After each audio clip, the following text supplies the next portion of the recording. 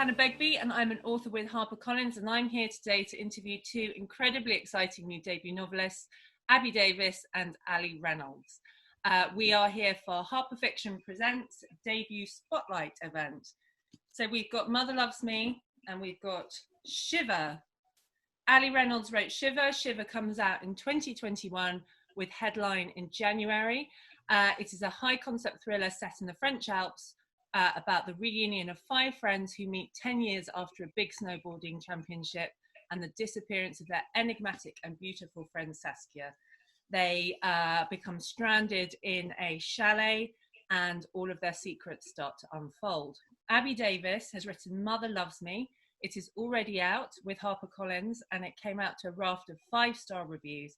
It's a story of mother who treats her newly adolescent Mirabelle like a doll, dressing her up in doll's clothes and painting her face. So let's talk about your brilliant books. I thought a setting would be a really good place to start. You both have such compelling settings for your books and they are so different. Abby, yours is set, I mean, for at least 60% of the book in a room or 2 small rooms of a small house.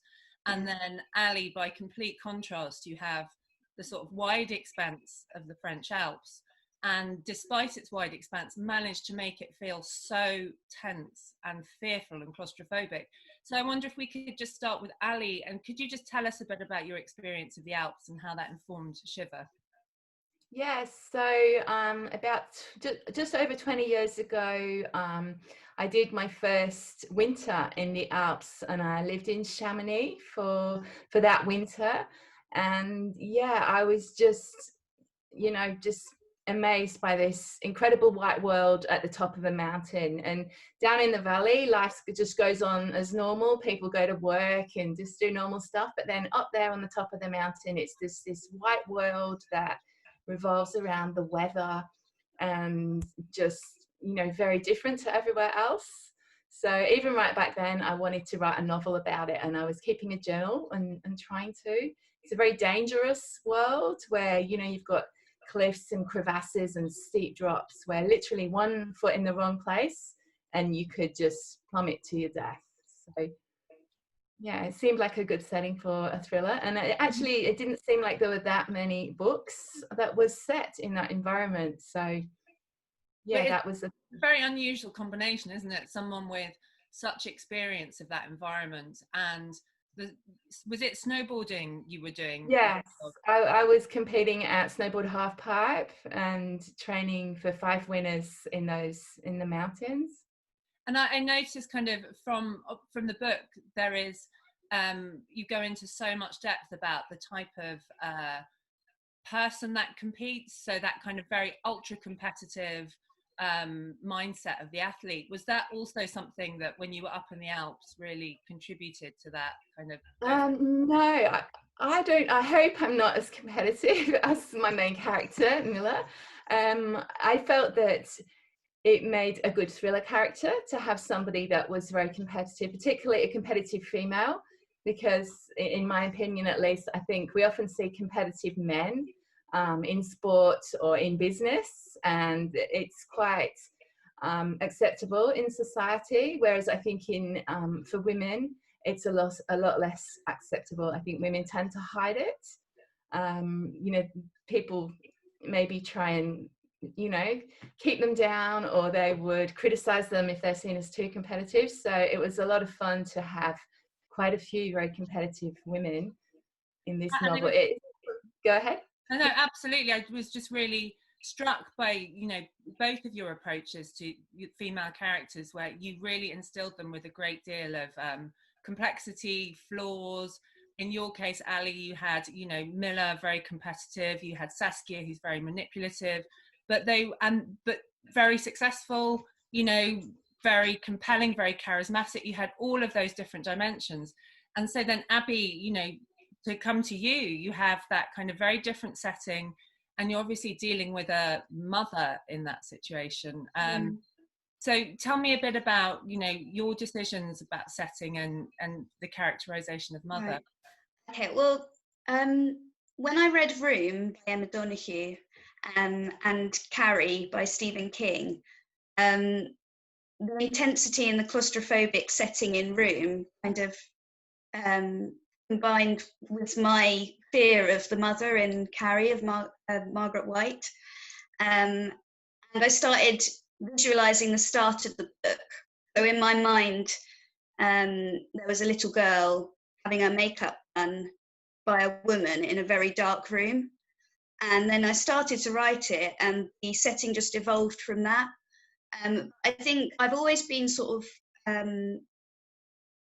quite excited and drawn to Gothic styles of writing, and Gothic settings kind of trigger my imagination. I also grew up in like a very old cottage, like 350, 400-year-old cottage, you know, with all the creaky floorboards and the low ceilings and the beams everywhere. And I think growing up somewhere like that, in a little village that was quite near a moor, you know, quite countrified, I think all of that sort of combined, and I just tend to write creepy. So as I continued writing it, the cottage just kind of built. So yeah, that's really how it sort of came to be. And I mean, that leads on to my next question, really, about the kinds of authors that influenced you, Abby, because there were lots of references, obviously, to The Secret Garden, lots of different fairy tales. Rosemary's Baby was in there, I know. Yeah. Well, actually, you know, as a small child, you know, one of my favourites was A Little Princess and The Secret Garden. I love Tom's Midnight Garden. You know, I do kind of like the sort of archaic style of, you know, the old-fashioned sort of classics. You know, when I was in my teens, well, when I was about 10, I got into Goosebumps, and then I liked the horrors by R.L. Stine. You know, I obviously gravitate to that kind of thriller, like horror genre. And then I read a lot of Dean Koontz in my teens. And although that's got the more supernatural elements, I think the darkness in those books really sort of into my psyche. And I've read a bit of and taught a bit of Edgar Allan Poe as well, like The Telltale Heart. You know, and Carrie, just things that really, like, it's written in such a way that it absolutely kind of jiggles your heart about and gives you those spine-tingling moments. And that's something that really, really I want to try and do in my books, is to make the reader feel very strong emotions, you know, very strongly sort of creeped out, that kind of, that's what I tend to sort of aim for without really, you know, consciously thinking it. That's what sort of happens. So yeah, they're the sort of writers that have influenced me a lot. And Ali, what about you? If you could invite any author, living or dead, to the pub, who would you invite? Oh wow, that's such a hard question. Great question. Well, maybe Agatha Christie, just because she had so many, you know, amazing ideas, wrote so many books, you know, just at that time when no one else, I don't think, was doing that. So yeah. So you and Agatha at the pub table with a pint. Yeah. Great. And how about, you know, is there any kind of television or films that you have seen recently that you think, God, I wish I'd written that? You know, both in terms of how it influences the way you think about perhaps what you're writing next. Does any of that kind of screen stuff sink into your bones? I've just finished The Queen's Gambit, actually. And have you seen it? I haven't seen it. I'm hearing all about it on Twitter, though. It's about this prodigy, chess player prodigy, orphan girl who, at 9 years old, starts learning chess in her orphanage. And it just kind of tracks the ups and downs of her life. And she's such a unique, compelling character. And it's really kind of, it's kind of made me think about doing something along those lines, you know, an orphan and sort of tracking their life and the ups and downs of it, and giving them something special like that they're particularly good at. But it's absolutely brilliant. It's a really compelling watch. And how about you, Ali? Are you watching anything that's... I hardly watch TV because I've got these two little kids. I don't have much time, so I figured about 5 years ago, if I didn't watch TV, I could read a lot more books. So that is really what I've been doing. I watch occasional movies. I've been watching some of the really old sort of thriller movies, you know, like Sleeping with the Enemy, rewatching them and just loving them all over again. Just, they've got some really great concepts. And The Hand That Rocks the Cradle, all of that slightly kind of dusky, always set with a, what are they called on the water? Jetty. That kind of from Jetty films. And so both of you obviously have a very different lead up to publication. Ali, I was really interested to see that you had done the creative writing, a couple of online creative writing courses with Curtis Brown. How did that help or hinder the process of writing that draft? So the first course I did, I was working on another book, which is still unfinished and unpublished. And the two next courses I did were working on this book. So they were excellent. I would really recommend them to anybody. There was an online forum, so we were posting little bits of work as the weekly assignment, and then people in the fellow students who were all around the world were reading and commenting on them. It was really, really helpful. Yes. And did you find it sounds like you found one of the most useful parts about that process, interacting with other people. Is that a kind of important part of the writing process? To me, it is, because when you're like a new writer and you're writing, you need people to give you feedback on it, and your friends might say, oh yeah, that's great, but you really need other writers, and preferably people that are writing in your genre, to give you useful feedback. What can you improve? So for me, it was a great way to make some beta reader friends. And after the courses, I went on to read part of their work, and they did the same for me. And I found that each person would give me different kind of advice. One person might focus in on character, and another might look at, subtext in the writing. And yeah, it really, really helped to get a wide variety of feedback. And I know that you're writing your next book now. How have you addressed that with your second book? Have you found other readers, or are you sticking with a similar group? So I've only just started. I think now it's a little bit different in that probably when I've got a first draft, I would send it first, maybe to my first reader friend, who's been a reader, hi Sue, that I've worked with for so long and gives really, really great feedback. And after that, probably I'll send it to my agent, because she gave me, extensive editorial help. And then it would go probably straight to my editors at my publishers. So I'm in a lucky position that I can get, very professional feedback now. But yeah, before that, you need any feedback. Yeah.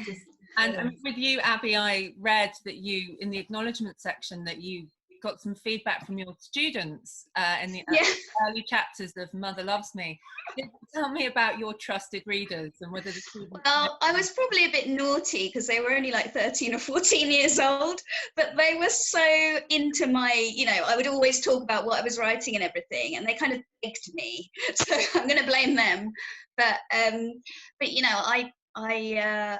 put it on the board and I read it out to them, and their little faces, like, their eyes were all wide, and they're so truthful and honest and enthusiastic at that age. So I kind of knew I'd get a good response. But they did help me. There were a couple of girls who gave some really incisive feedback. Just like, I think it was just, they said that maybe I could describe the room a little bit more or something. I think they said in the first chapter. They were just amazing, and it was really funny to see their reaction as well. And who are you now giving your work to now that Oh my God. my dad must have read this second book like 10 times or something. He is just a legend. My mum's read it as well. My husband's read it. I also gave it to a friend of mine, Darren, who she read Mother Loves Me, and while she said she loved it, she also had loads of questions, and I could tell that, you know, she would be somebody absolutely brilliant to give my next book to, because she kind of was representing, you know, I thought like a really clever reader who would be completely honest, you know, even though she's a friend. I feel like she's just read book 2 actually, and has given me some really good feedback. So yeah. And so guys, just going now to the business of writing and picking up the pen or opening the laptop. Abby, you said earlier that this kind of very uncanny image came to you of a woman in a dark room painting a face, which is just such a compelling image in my head. I'd love to hear from both of you the moment that, if you can remember the point at which the idea started to coalesce and the moment that you decided that you were going to sit down and actually write it. Allie, do you want to go first? It's a hard one, isn't it? I've been writing this previous mountain set novel for 20 years, and I just couldn't quite get it right. It had some problems with the storyline, so I finally put it aside. And I got an idea for this story about a girl that went missing in the mountains. I was reading a lot about glaciers, and I found out the Chamonix Glacier, where I was living in my first winter, it's thought to hold the bodies of about 160 missing people. So if you can imagine this massive, massive ice that's up there, and climbers and skiers and snowboarders have fallen down cliffs or into crevasses. And sometimes the bodies are not found for many, many years. So it struck me it would be, as a sort of thriller story, we don't know if somebody is really dead or not, or if they had an accident, or if it was something more sinister. So I guess, the glacier gave me the idea.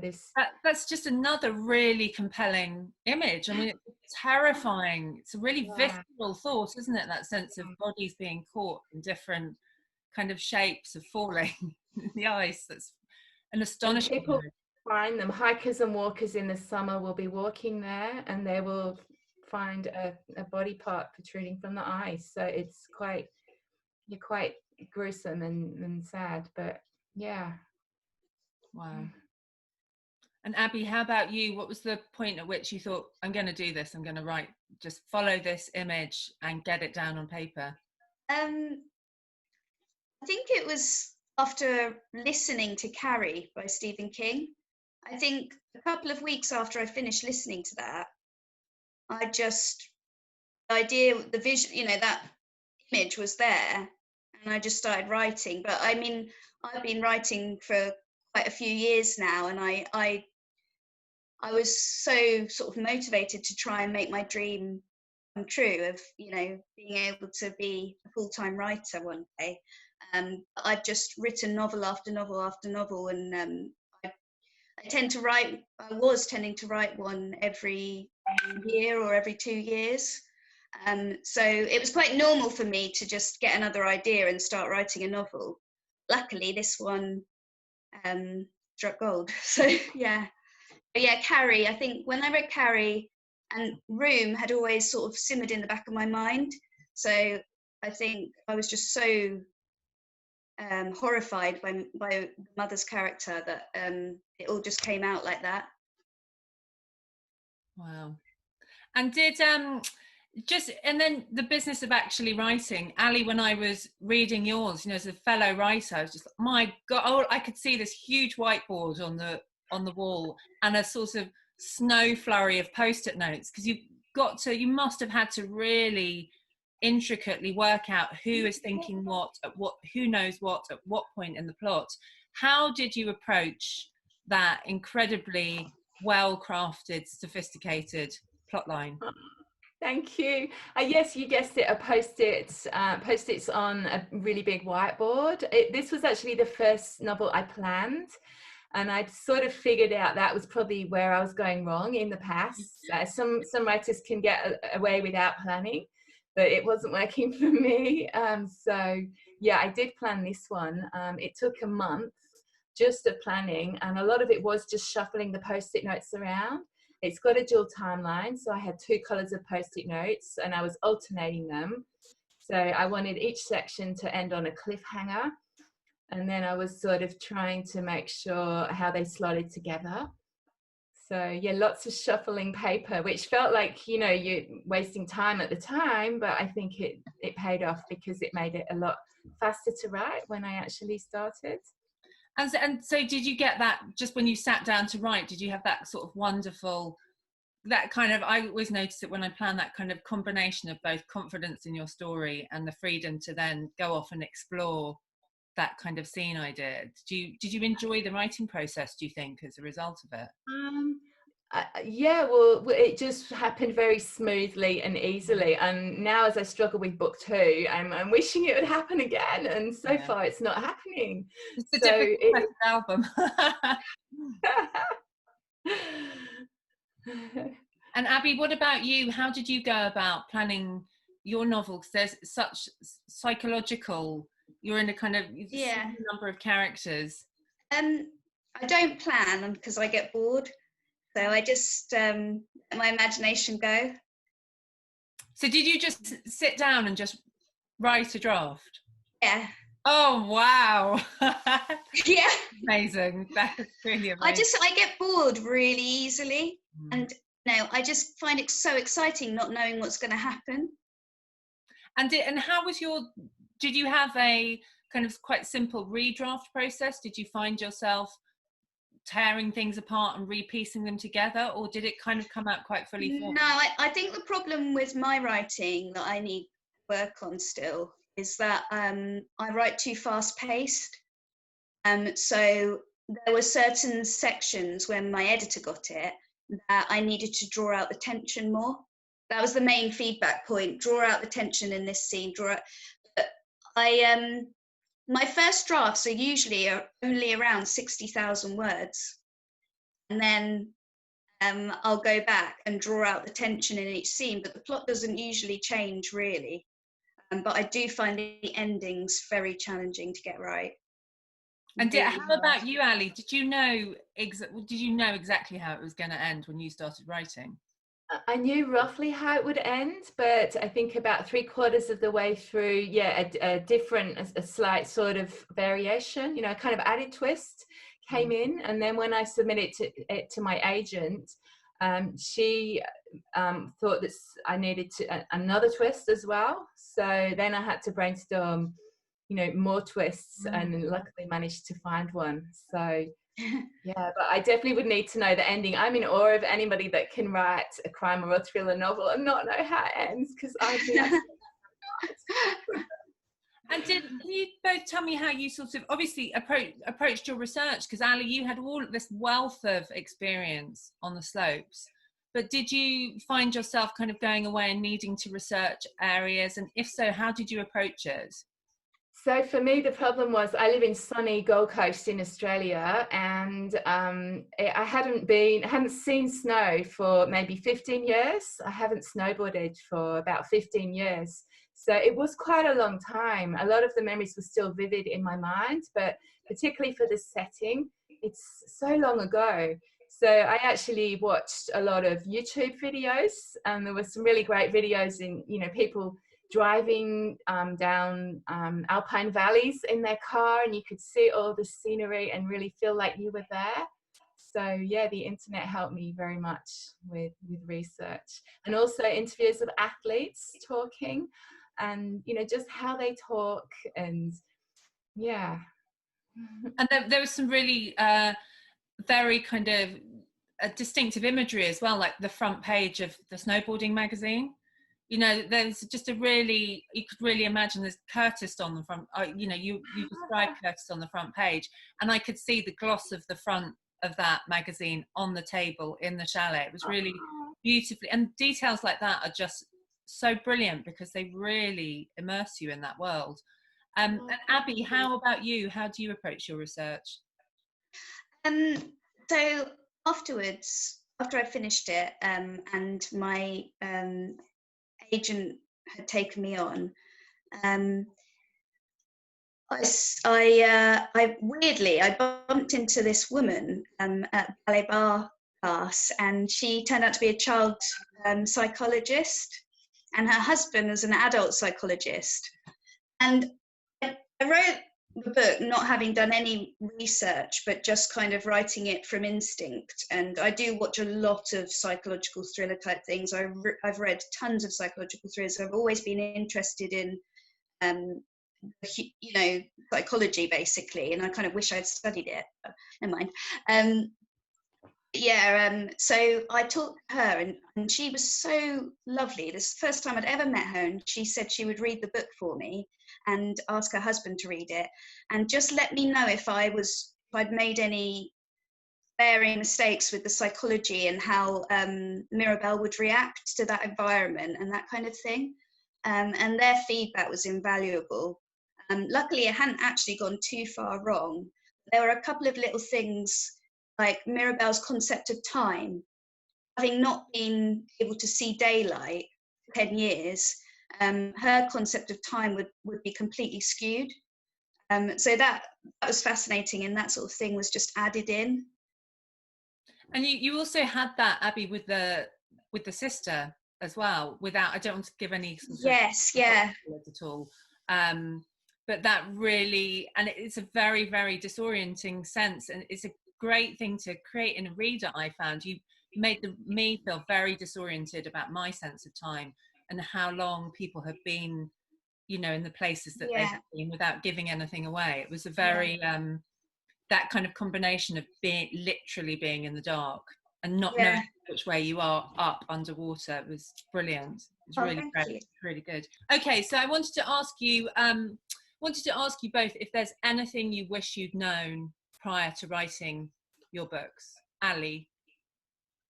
Yes, so I wish when I'd finished writing the first one that I had got started straight away with writing the next one, because you often hear about second novel syndrome, and I didn't know what it was until I got it.